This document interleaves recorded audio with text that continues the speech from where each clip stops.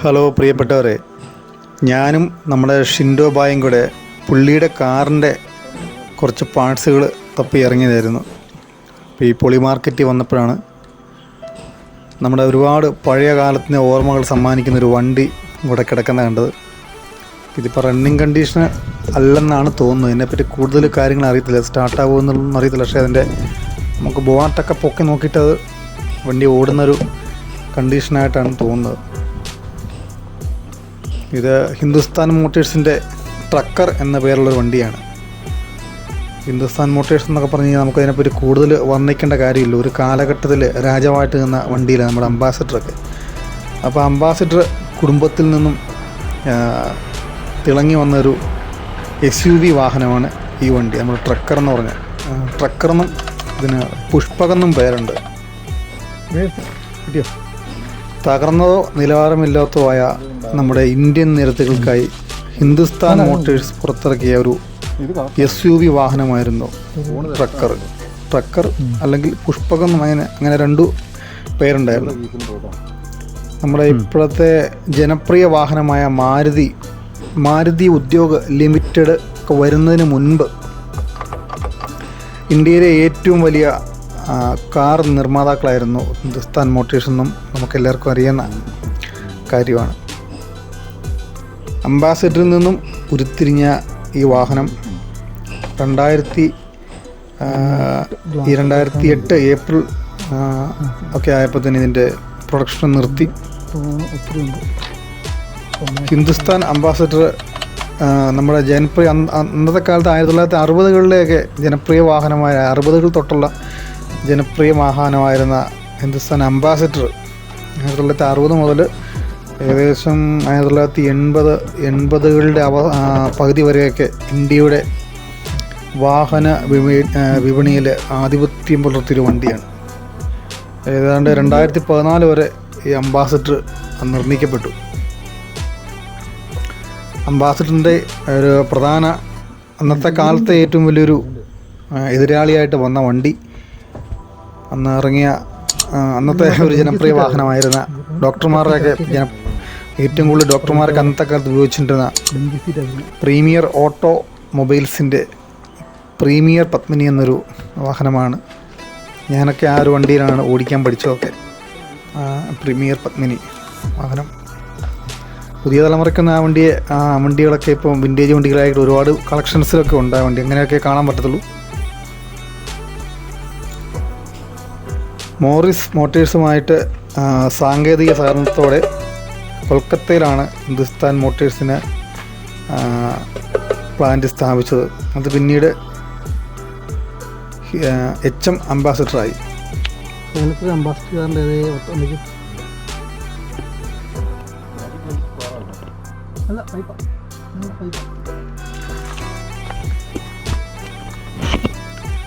ഈ ഒരു വാഹനത്തിൻ്റെ ഈ വണ്ടി കാണുമ്പോൾ ഒരുപാട് ഓർമ്മകൾ എന്ന് പറഞ്ഞു കഴിഞ്ഞാൽ, നമ്മുടെ എൻ്റെ അങ്കിളിൻ്റെ വീട് തിരുവനന്തപുരത്താണ്.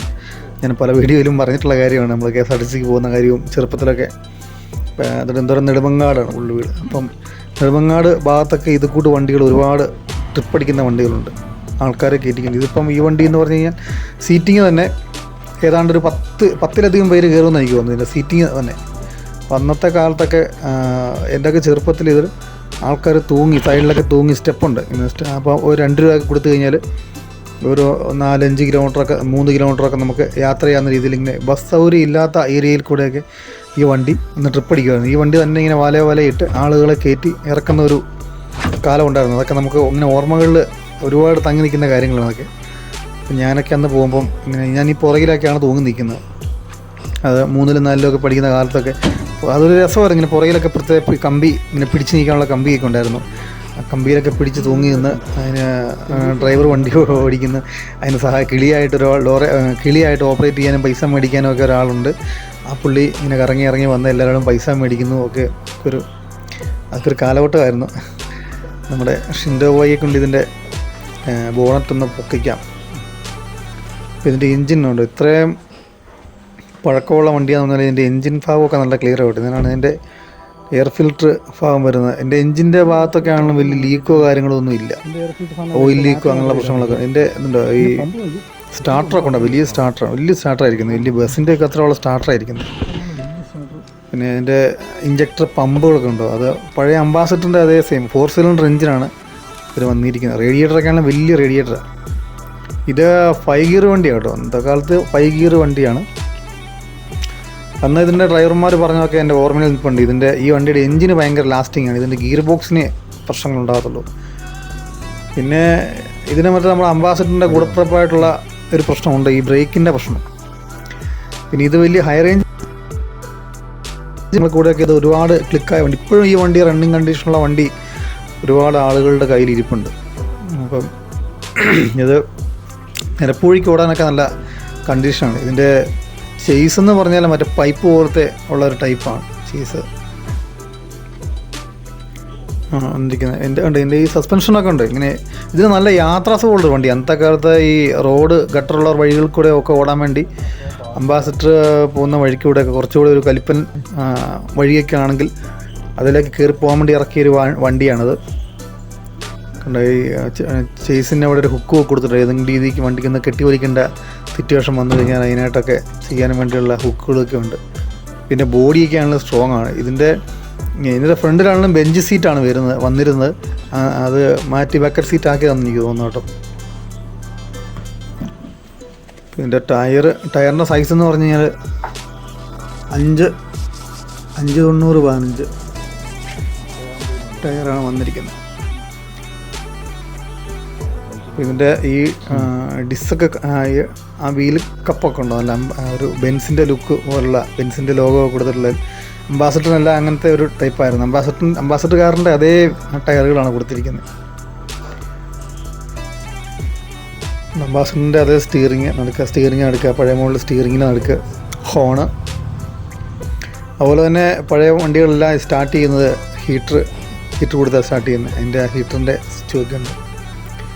പിന്നെ പുറകിലത്തെ ആ ലൈറ്റിന് കുറച്ച് മാറ്റമുണ്ട്. അത് ഈ ടൈപ്പ് ലൈറ്റ് അല്ലായിരുന്നു വന്നിരുന്നത്. ഫ്രണ്ടിൽ നമ്മൾ കണ്ട ലൈറ്റ് എന്ന് പറഞ്ഞാൽ ഹെഡ് ലൈറ്റും ഇൻഡിക്കേറ്റർ ലൈറ്റും. ചില വണ്ടിക്ക് ഒരു പാർക്ക് ലൈറ്റൊക്കെ കണ്ടിട്ടുണ്ട്. ഇതിനാ പാർക്ക് ലൈറ്റ് ഇപ്പം ഈ വണ്ടിക്ക് കാണുന്നില്ല. ചിലപ്പോൾ അത് മാറ്റിയതായിരിക്കാം. പന്തകാലത്തെ ഒരു രാജാവായിരുന്നു. പക്ഷെ ഇത് വലിയ കയറ്റമൊന്നും പിടിക്കത്തില്ലായിരുന്നു. ഇങ്ങനെ കയറ്റം പിടിക്കുന്ന വണ്ടിയല്ല ഇത്. വണ്ടി സ്റ്റാർട്ട് ചെയ്യുമ്പോൾ തന്നെ അംബാസഡറുകാരൻ്റെ അതേ ഒരു സൗണ്ടായിരുന്നു. പക്ഷേ ഇത് ഓടുമ്പോഴാണെങ്കിലും വലിയ സൗണ്ടില്ലേ വണ്ടിക്ക്, നല്ല സൈലൻ്റാണ് വണ്ടിക്ക്. നമ്മുടെ ജീപ്പിൻ്റെയൊക്കെ അത്രയും കൂടെ ഒരു കലിപ്പ് സൗണ്ടൊന്നും ഇല്ലായിരുന്നു. എൻജിൻ എങ്ങനെ ആയതുകൊണ്ടായിരിക്കും കേട്ടോ. എൻ്റെ കൂടുതൽ വശങ്ങളൊന്നും അറിയത്തില്ല. എന്തൊക്കെയാണ് നമുക്ക് ഒരുപാട് ഓർമ്മകൾ തന്നൊരു വണ്ടിയാണ് ഇത്. മലബാർ ഭാഗത്ത് എവിടെയോ കാഞ്ഞങ്ങാട് ആ ഭാഗത്തൊക്കെ ഇങ്ങനെ ഓടുന്നുണ്ടെന്ന് ഇങ്ങനെ നമ്മുടെ ഒരു സുഹൃത്തിനോട് ചോദിച്ചപ്പോൾ ഇങ്ങനെ പറഞ്ഞു. നമ്മുടെ അറിവില്ല, നമ്മൾ ഈ നെടുമങ്ങാട് കൊല്ലം ആ ഭാഗത്തൊക്കെ ഇങ്ങനെ ഷട്ടിൽ സർവീസ് ഈ അടുത്ത കാലം വരെയൊക്കെ ഉണ്ടായിരുന്നു.